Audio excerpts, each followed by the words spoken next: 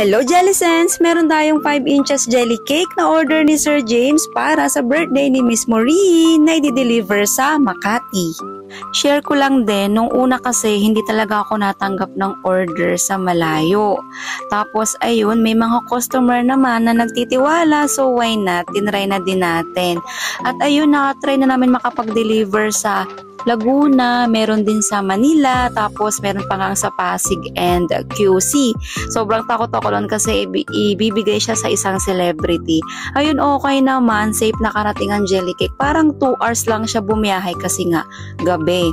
Yun din ang advice ko sa mga customer natin na malalayo na kung pwede late afternoon siya or gabi para wala nang traffic tapos hindi na masyadong mainit. Kasi ang jelly cake natin ay heat sensitive. Sa tunay naman talaga, 'di ba? Hindi naman tayo makakampante hangga't wala sa customer ang ating delivery, lalo na to mga cakes, 'di ba?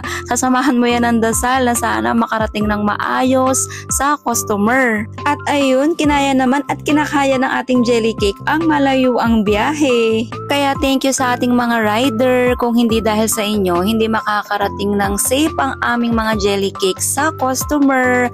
At ayan na po ang ating jelly cake. Request ni Sir James ay purple and blue. Sana nagustuhan ni Miss Maureen. Thank you, Jellicents!